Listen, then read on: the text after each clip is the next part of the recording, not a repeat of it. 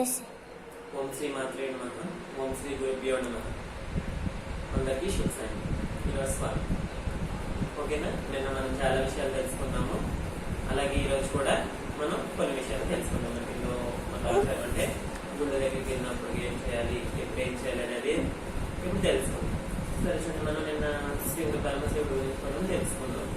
అయితే పరమశివుడి గురించి తెలుసుకున్నాం అంటే ఆ రోజు సోమవారం. పరమశివుడికి ఎప్పుడు ప్రీతికరమైన రోజు సోమవారం గురించి మనం తెలుసుకున్నాం. అలాగే ఈరోజు మంగళవారం గురించి తెలుసుకున్నాం. అయితే మంగళవారం అంటే చూడండి ఒకసారి, మంగళవారం ప్రీతికరమైన దేవుడు ఎవరు? ఆంజనేయ స్వామి, రేణుకాదేవి. అయితే చూడండి, ఆంజనేయ స్వామికి మనం ఎప్పుడైనా చూడండి పూజ చేసేటప్పుడు, ఇప్పుడు మనం గుడి దగ్గరికి వెళ్తాము, ఆంజనేయ స్వామి గుడి దగ్గరికి అన్ని చేస్తాం. కానీ మనం గుడి దగ్గర ప్రదక్షిణాలు చేస్తాం కదా. మనం ముందర ప్రదక్షిణాలు ఎప్పుడైనా ఆంజనేయ స్వామికి 3 కానీ 7 కానీ ప్రదక్షిణాలు అసలు చేయకూడదు. అందువల్ల 3 ప్రదక్షిణాలు అలాగే 7 ప్రదక్షిణాలు చేయకూడదు. చేస్తే 5 లేదా 11 లేదా 9 అలా చేయొచ్చు. ఓకేనా?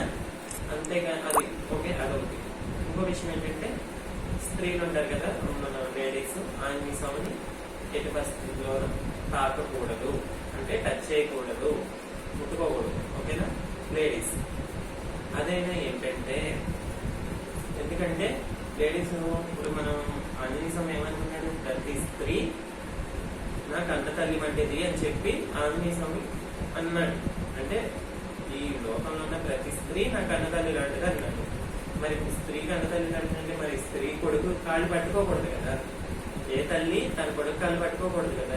అందుకే లేడీస్ అనేది ఆంజనేయ స్వామి కాళ్ళు, అదే ఆంజనేయ స్వామి కాళ్ళు అనే కాదు, అదే ఆంజనేయ స్వామి కాళ్ళు పట్టుకోకూడదు. నెక్స్ట్ ఏంటంటే, ఇంకో విషయం ఏంటంటే, మనం రేణుకాదేవి అమ్మవారు ఎవరు వెళ్ళం తల్లి ఉంది కదా. రేణుకాదేవి కూడా మంగళవారం పొద్దున్నే ఉదయం ఏకజామునే వేసి తలని స్నానం చేసి అమ్మవారికి పాయసం వండి పెట్టి, అమ్మవారికి రేణుకాదేవికి పాయసం అంటే చాలా ఇష్టం. అర్థమవుతుందా? పాయసం వండి అమ్మవారిని దర్శించుకుంటే ఆ రోజంతా మనకి చాలా అంటే చాలా మంచి జరిగింది. అమ్మవారు చాలా కృపా సత్యం కల అమ్మవారు కాబట్టి మనకెన్నో మంచి ఫలాలని అందిస్తుంది. అలాగే ఆంజనేయ స్వామి ఎంతో పవర్ఫుల్. అలాగే మనం హనుమాన్ చాలీసా మంగళవారం నాడు పొద్దున్నే మనం ఇంట్లో కానీ గుడి దగ్గర కానీ హనుమాన్ చాలీసా ఒకసారి చదువుకుంటే ఉదయం అలాగే సాయంత్రం చాలా అంటే చాలా మంచిది.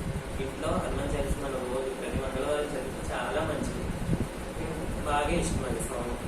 ఇంకో విషయం ఏంటంటే, మనకి ఎప్పుడన్నా పీడకలలు కానీ భయం కానీ కొడితే ఆంజనేయ స్వామి తలుచుకోవడం ద్వారా చాలా అంటే జై శ్రీ హనుమాన్ లేదా జై శ్రీ ఆంజనేయం లేదా బజరంగ్ దళ్ అనే పదాలు తలుచుకున్న వల్ల మనకి పీడకలలు కానీ భయం కానీ పోతుంది. అలాగే రేణుకాదేవి కూడా అంటే అమ్మవారిని తలుచుకుంటే ఎంతో మంచిది. అర్థమవుతుందా? ఈ మంగళవారం విషయాలకి ఆ రోజు మంగళవారం ఉపవాసం చేసుకుంటే ఇంకా చాలా అంటే చాలా శుభకార్యం. ఓకే, అర్థమవుతుందా? అలాగే మనం ఇంకో విషయం ఏంటంటే, వినాయక చవితి వచ్చినప్పుడు వినాయకుడి దగ్గర చాలా మంది గుంజలు చేస్తాం కదా. ఆ గుంజలు తీసేటప్పుడు లేడీస్ కూడా, జెంట్స్ లేడీస్ ఇద్దరు తీస్తారు. కానీ లేడీస్ అంటే వినాయకుడి ముందు ఎప్పుడు గుంజలు తీయకూడదు. అర్థమవుతుందా? జెంట్స్ మాత్రమే, అబ్బాయిలు మాత్రమే వినాయకుడి ఎదురుగా గుంజలు తీయాలి, అమ్మాయిలు గుంజలు తీయకూడదు. అర్థమవుతుందా? అది వినాయకుడికి అదొక ఆచారం. ఇంకో విషయం ఏంటంటే, అసలు గుంజలు ఎందుకు తీస్తారు వినాయకుడి ముందర? ఎందుకంటే ఒకసారి వినాయకుడు శ్రీ మహావిష్ణువు ఏమవుతాడు, వినాయకుడికి మామయ్య కదా, మేనమామ కదా, మేనమామయ్య. అయితే ఆయన దగ్గరికి వెళ్తాడు. వెళ్తే ఆయన విష్ణు శంఖం ఉంటుంది కదా, ఆ శంఖాన్ని వినాయకుడు ఏం చేస్తాడు, మింగేస్తాడు. బాగుంది కదా, ఇదేదో తినేదానిలో ఉందని చెప్పి మింగేస్తాడు. మింగేస్తే అప్పుడు విష్ణుమూర్తి ఏం చేస్తాడు, అది మింగేస్తే మరి అంతే కదా, విష్ణుమూర్తి ఉంటుంది కదా, సారీ శంఖం విష్ణు శక్తి. అయితే ఆ చక్రాన్ని మింగేస్తాడు. మరి విష్ణుమూర్తికి దాంట్లో చాలా అసలు విష్ణుమూర్తికి ఆయటమే అది కదా మన విష్ణుదేవుడికి. అయితే దీని గురించి ఏం చేస్తారంటే, విష్ణుమూర్తి అప్పుడు ఒక ఈ గుంజి అంటే ఎంతమంది వచ్చి ప్రయత్నించినా అది బయటికి రాదు. అయితే అప్పుడు వినాయకుడు ఎంతైనా బయటికి కట్టపోయేసరికి విష్ణు మహాదేవుడు ఏం చేస్తాడంటే గుంజీని వేస్తాం ప్రారంభిస్తాం. గుంజీని వినాయకుడు అయితే వినాయకుడు బాగా నచ్చి నవ్వటం ప్రారంభిస్తాడు. బాగా ఆనందంతో నవ్వుతూ ఉంటాడు గుంజీని వేస్తాడు. అప్పుడు అది నోట్లో ఒకసారి నవ్వేసరికి నోట్లో ఒకసారి కింద పడిపోతుంది. అప్పుడు శ్రీ మహావిష్ణువు ఏంటంటాడంటే ఆ వినాయకుడికి ఆ గుంజీని తీసి ఎంత ఆనందంగా ఇష్టంగా ఉంది కాబట్టి అప్పుడు నీ ఎదుట ఎవరైతే అబ్బాయిని పుణ్యం చేస్తారో వాళ్ళకి సుఖాంతులు అష్టైశ్వర్యాలు కలిగేలా చేయమని శ్రీ విష్ణు ఆశీర్వదిస్తారు. అలాగే ఈరోజు మంగళవారం విషయాల గురించి తెలుసుకున్నాం. అలాగే కొన్ని వినాయకుడి గురించి తెలుసుకున్నాం. ఓకేనా? అలాగే రేపు ఇంకో వీడియోతో నేను మీ ముందుకు వస్తాను. ఓకేనా? అందరూ ఇప్పుడు మీరేం చేస్తారంటే ఆంజనేయుల దగ్గర 5 కానీ 7 కానీ ప్రదక్షిణలు ఎప్పుడు చేయొద్దు.